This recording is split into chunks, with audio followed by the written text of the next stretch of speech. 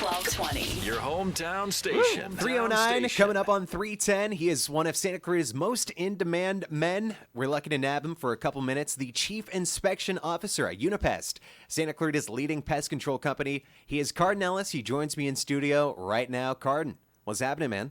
Ooh, I got all kinds of stuff on my plate. Is this a new hat, by the way? Is this a new Unipest merch? Yes, actually, done by your friends over there at Daily Imprints. In fact, we share a common friend that makes our. I don't know if I call it merch. I call it a uniform. But Can we buy Unipest merch? Is there Unipest swag on the market? You know what? That's a really good question. Actually, I wouldn't be opposed to that. The only thing though is that I don't know. Maybe the Department of Consumer Affairs. I don't know. There might be some law, but I'll find out. I don't know. I'll give you one, dog. Yeah, I'd like a hat. I'd like a hat. I'll give you one. It seems very exclusive. Yeah. So I was watching one of your videos on YouTube. Okay, Cardon cool. and Unipest have a YouTube channel where they actually do instructional tutorial videos. Yeah, this DIY one pest control was a massive beehive removal video. There must have been 1,000 honeybees in this project. Yeah. You're wearing a first responder suit that looked like you're responding to Chernobyl. It was awesome. Yeah. A couple takeaways. First thing, you said it's best to attack bees in the morning. Is that because they're less active when it's cooler outside? I don't know if I'd say attack bees in the morning. You know, we're not charging a castle, but to address the challenge, yes. I'm just kidding with you. But actually, okay, so when it's above 77 degrees, they can't, they don't, when it's below 77 degrees, they don't like flying too much. When it's below 55, they kind of almost can't. So, like, the cooler it is, the better chance you have of doing it. So the choice is either go really late at night or go super early in the morning. I happen to prefer super early in the morning, but some people go late at night. At the end of the day, you want it when it's as cool as possible, so they won't be going nuts. Because in the middle of the day, they're angry.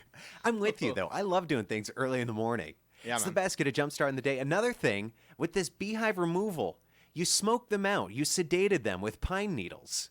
Yeah, how cool is that, huh? Yeah, where do you learn how to do this? How do you learn that pine needles are a sedative for these bees? Well, when I was in 4th grade, that was when they teach us about the Tatavium Indians, you know? I was at Santa Clarita Elementary.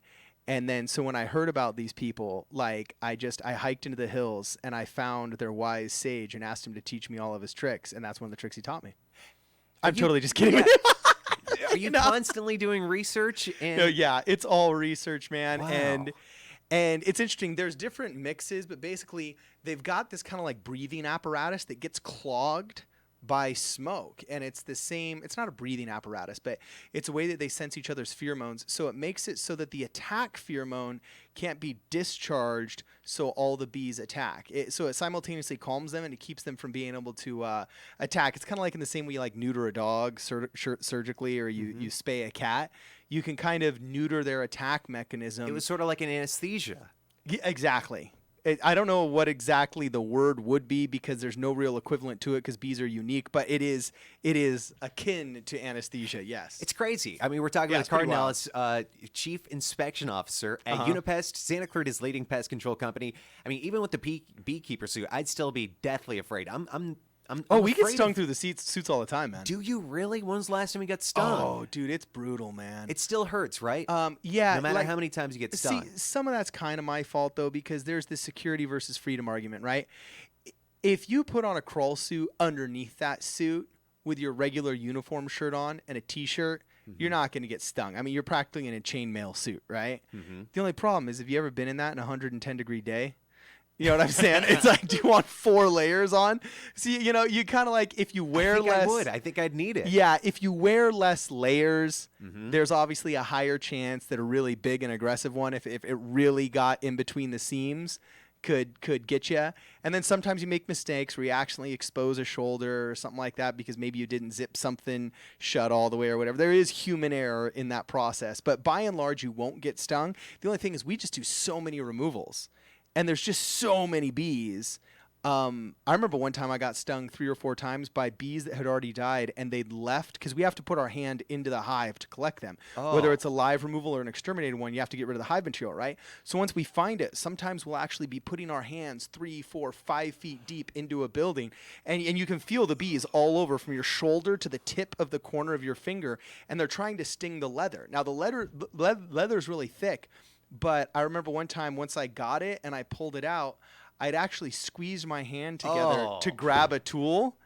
I tried to grab my hammer to get the last piece out of there, and in the flexing of my fingers grabbing that hammer, about 7 or 8 of those stingers that had already come off the bees got to me. And yeah, that is the worst. I got stung on my foot, on the bottom of my foot. Yeah. I needed a wheelchair for like 3 days. It was, I couldn't walk. I was walking with a limp. That's funny, man. Is there any pest, anything you get nervous about dealing with? Raccoons. Raccoons the most? Raccoons freak me out. Well, yeah, because they're protective, right? They usually have cubs. Yeah, they're kind of nuts like that, man. Yeah. I also get afraid of diseases, dude. Like, Yeah. I'm doing a huge pigeon job right now, and pigeons are like flying rats, man. Like, I feel like all birds are flying rats. Birds are gross. Some are worse than others, and pigeons are uniquely bad because the amount of fecal material that they just discharge. They will eat, I think it's 10 pigeons will eat about 10 to 20 pigeons will eat about 3 to 5 pounds of whole kernel of corn per day. Oh. Yeah. Oh. It's kind of nuts because I got a kid that's asking me to do a science fair with him. And the only problem is I don't know. Your kid or just a random kid? One of my kids' friends. Okay. You know what I'm saying? Yeah. And, well, I mean, they're part of a team, and they're asking, like, could I bring some of these things? I'm like, okay, well, if I catch a tarantula, that's kind of cool. A class would like a tarantula, right? But I don't know if I want to bring, like, a registered pest species into a bunch of pigeons I caught. I mean, I don't know if I'm going to get a bunch of kids sick with bird mites or you something. never know who's not vaccinating their kids now. Yeah, dude. Oh, how about you? Do you get any special vaccinations or anything in this line of work? Oh, my gosh. No, you know what? I've been very blessed / lucky that I have never taken bed bugs home. In the thousands of jobs I've done, I've never taken bed bugs home. Nice. And I mean, I'm very cautious. And after like a lot of these jobs, like my wife like makes me get undressed in the backyard and stuff. You know, she's like, you smell like a wildebeest and you look worse. So, you know, she makes me come through the side door and stuff, you know. But yeah, I've never gotten sick, but yeah, we got to wear like HEPA filtration respirators for like these pigeon jobs, rat jobs especially too. Ooh, rat jobs. Ew. Rats carry 64 different diseases in their urine and their feces and all of that other debris associated with them. Pigeons, 65. Wow. That's Isn't the that most. gross? Is that the most of any pest? That I'm aware of. Pigeons are the worst. Bed bugs are the second worst. Rats are the second worst. Bed bugs are the third worst. If I remember correctly. He's Cardon Ellis, Chief Inspection Officer of Unipest, Santa Clarita's leading pest control company. We've talked about bees. We've talked about pigeons and rats. You're telling me off the air. I didn't know that we could have fly problems. I thought that was just something flies? Are that you we just kidding me? deal with on a day-to-day. We can get No, rid but of you those. haven't noticed an insane amount of flies this summer? I don't know. I feel like flies are always buzzing around during the summer. Well, you know, they are. But this summer has been uniquely bad, man. And so, I've been installing fly lights like crazy. They got these really pretty cool looking discs. They look kind of like out of Star Wars, you know, and you mount them on the side of your wall, and it looks kind of like almost one of those Siri Echo Dots. I'm Right. sorry, no, one of those Amazon Echo Dots or whatever. I got one of those. I still haven't installed it.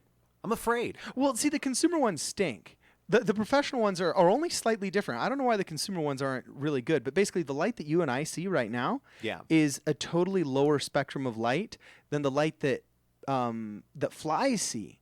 And so what happens is this light is actually like a slow flicker to them. They can see like the ultraviolet lights and, you know, not X-rays and gamma rays, but a different spectrum of light than we can. So the scientists have isolated what tube, a certain type of fluorescent tube that attracts them more than others. And those are the ones that show up in professional fly lights. When you buy a professional fly light, it kind of stinks because the really expensive ones are $300, $400. Cheap ones are like $100. But dude, It's worth it. oh my gosh, they zoom in, they get stuck, they can't get out. And it's not one of those zapper gimmick things. You know, it's actually Right. pretty cool. But yeah, I got one in my garage and in my house. And a lot of flies. Do you clean it out? Do you just let the flies accumulate? What happens? Well, if you blend them with your morning shake, it's a valuable source of protein. And I'm just kidding. You've eaten a roach, though, before. You've admitted that. It was on a air. termite. It wasn't a roach. Termite. It was a termite, and I've eaten crickets. That's so gross. Crickets. Well, The they got ones that cricket bars at like 24-hour fitness now. I know, but these are things that you find on the job site. I know. It's slightly different.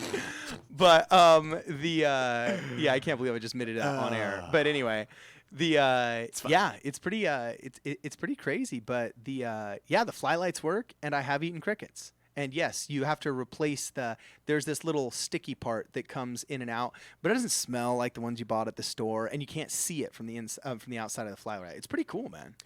You can get your free inspection today. I don't know why you're not doing it. It's free. Free 99. Give Unipest a call at 661-284-7575. That is bug 7575. You can also visit unipest.com to reach out. Find out about all of their services, including beehive removal, bedbug treatment, fumigation, and more. Card, you got to come in one of these days with your bee suit on. I would love to see that. Dude, I'll do that next time. Please do. Okay, I'd love cool. To see it. Rock on. Facebook Live it, do everything. Do you want me to bring some bed bugs? Please don't. No. Please keep that away as far as you can. 3:19, time for a quick break. Stay tuned. More music coming up.